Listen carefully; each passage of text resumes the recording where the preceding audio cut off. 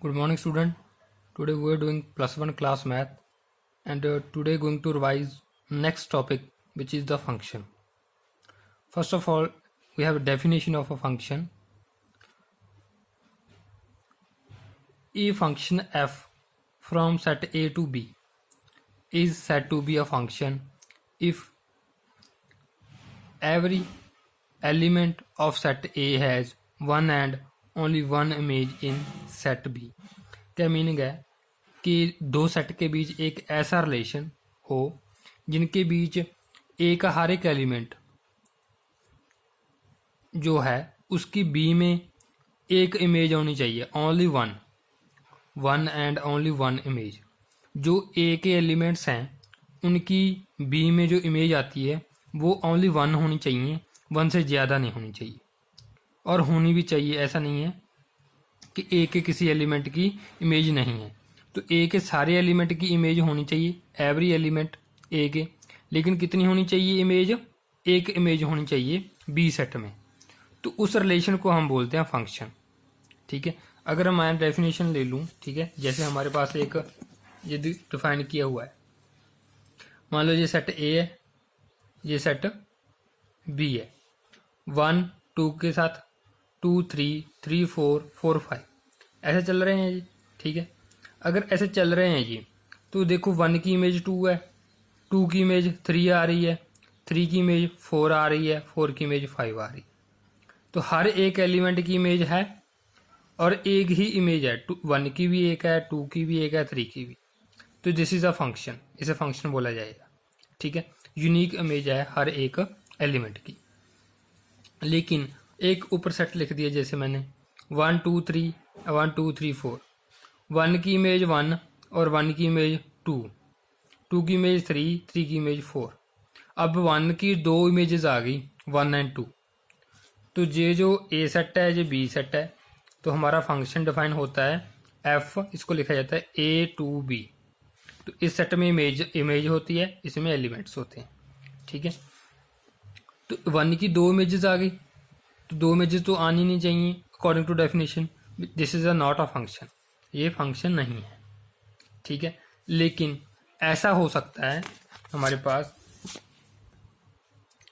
कि दो एलिमेंट की एक इमेज आ जाए, जैसे 2 की इमेज 1 आ सकती है और 6 की इमेज भी 1 आ गई, ऐसा हो सकता है। लेकिन इमेजेस दो नहीं आ सकती, एलिमेंट दो ले सकते हो आप, उनकी एक आंसर आ सकता है।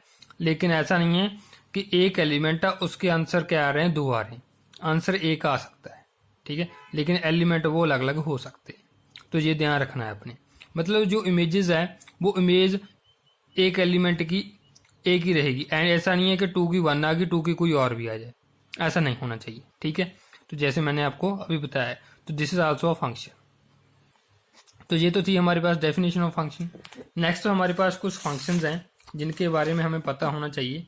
फर्स्ट ऑफ ऑल है आइडेंटिटी फंक्शन। आइडेंटिटी फंक्शन का मीनिंग क्या है कि आप जो भी वैल्यू पुट कर रहे हो फंक्शन में, उसका आंसर सेम आ रहा है। अगर 1 पुट कर रहे हो तो 1 आ रहा है, 2 पुट कर रहे हो 2 आंसर आ रहा है। ठीक है, माइनस 1 पुट कर रहे हो तो आंसर -1 आ रहा है। मतलब सेम सेट है, ए में भी वही एलिमेंट आ रहा है, बी में भी। ठीक है, ए में भी और बी में भी। अगर इधर 1 है तो इधर भी 1 है। ठीक है, एक इधर 2 है तो इधर भी 2 है, अगर इधर -1 है तो इधर भी -1 है। तो उसे बोलते हैं आइडेंटिटी फंक्शन। तो उसका ग्राफ ये बनेगा 1 1 2 2 3 3। ठीक है, ये 1 1 पॉइंट हो गया, तो ग्राफ तो ऐसे बनेगा। ये 1 2 पॉइंट हो गया, सॉरी 2 2 पॉइंट हो गया, ये 3 3। तो इसको बोलते हैं आइडेंटिटी फंक्शन। एक्स और वाई दोनों इक्वल आ रहे हैं, इसकी डोमेन भी वही होगी और रेंज भी वही होगी। ठीक है, next constant function. Constant function में होता है कि आप वैल्यूज कोई भी दो, आपके पास आंसर एक ही आता जाए। ठीक है, आप एक्स की वैल्यू जैसे सेट ए है 1 2 3 है। ठीक है, इधर आपका मान लो 4 है, 1 दे रहे हो फिर भी 4 आ रहा है। ठीक है, आंसर सभी का 4 आ रहा है। तो इस तरह हम 2 दे रहे हो फिर भी आंसर 4 आया, 3 दे रहे हो वैल्यू फिर भी आंसर 4 आया। लेकिन इमेज एलिमेंट अलग अलग है, इमेज एक आ रही है। ठीक है, तो दिस इज अ फंक्शन। तो मैंने फंक्शन क्या बोला था, कौन सा नहीं होता कि इमेजेस अलग अलग आ जाएं, लेकिन इमेज तो एक ही आ रही है, तो ये फंक्शन होगा और इसे बोला जाता है कांस्टेंट फंक्शन। इसका जो ग्राफ ऐसे बनेगा, क्योंकि हर बार वैल्यू यहीं पर आकर रुक जाएगी। मान लो ये 4 है, तो ये 4 पर जाकर चाहे कोई भी वैल्यू पुट करो, नेगेटिव पुट करो या पॉजिटिव पुट करो, तो आपका आंसर वही रहेगा। उसे बोला जाता है कांस्टेंट फंक्शन। तो इसकी जो डोमेन है वो तो रियल नंबर है, क्योंकि डोमेन ये होती है, लेकिन रेंज एक ही रहेगी, जो आपका एलिमेंट होगा ए। ठीक है, तो ये होता है कांस्टेंट फंक्शन। नेक्स्ट हमारे पास आ गया पॉलिनोमियल फंक्शन। पॉलिनोमियल फंक्शन में जो पॉलिनोमियल्स आ जाती हैं 2x+3, ठीक है, कोई भी पॉलिनोमियल होती है उसको पॉलिनोमियल फंक्शन बोला जाता है। नेक्स्ट रैशनल फंक्शन मीन्स अगर दो पॉलिनोमियल आ जाए हमारे पास p/q फॉर्म में, एक पॉलिनोमियल ऊपर आ जाए एक नीचे आ जाए, उसे रैशनल फंक्शन बोल देते हैं। एक होता है मॉडुलस फंक्शन। मॉडुलस फंक्शन को इस तरह डिफाइन किया जाता है f(x) = mod x, x belongs to r, मतलब रियल नंबर को बिलोंग करती है। क्या मतलब मीनिंग है, अगर आप x की वैल्यू 0 या 0 से ग्रेटर दे रहे हो तो आंसर वही आएगा, अगर उससे कम दे रहे हो तो आंसर आपका माइनस आएगा। ये होता है मॉडुलस फंक्शन। देखो, अगर 1 पुट कर रहे हो तो 1 आ रहा है, 2 आ रहा है, 3 आ रहा है, ठीक है, तो वही आंसर आ रहा है। अगर आप नेगेटिव वैल्यू पुट कर रहे हो तो आगे माइनस लग जाएगी, आंसर वही आएगा, -1 आएगा, -2 आएगा, -3 आएगा, लेकिन आपकी जो एंट्रीज होंगी वो 1 2 3 होंगी। ठीक है, तो एंट्रीज 1 2 3 है, लेकिन उसके आंसर क्या आ रहे हैं, नेगेटिव आ रहे हैं, तो इसका ग्राफ ऐसे बन जाएगा। तो ये होता है मॉडुलस फंक्शन। ठीक है, तो ये हमारे पास मॉडुलस फंक्शन था। तो इसके बाद हमने करनी है इसकी एक्सरसाइज।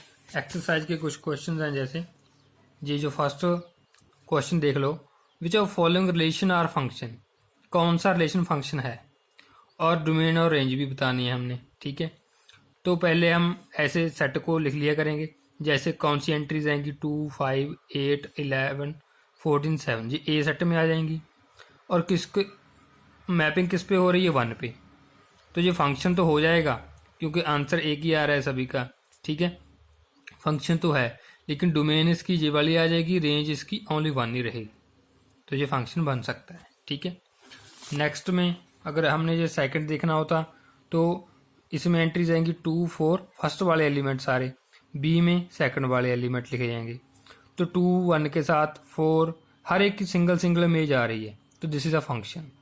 तो रेंज ये वाले एलिमेंट आ जाएंगे और डोमेन में ये वाले एलिमेंट आ जाएंगे। ठीक है, नेक्स्ट थर्ड फंक्शन में देख लो, 1 की इमेज 3 आ गई, 1 की इमेज 5 भी आ गई, 2 की इमेज 5 आ गई, अब 1 की 2 इमेजेस आ गई।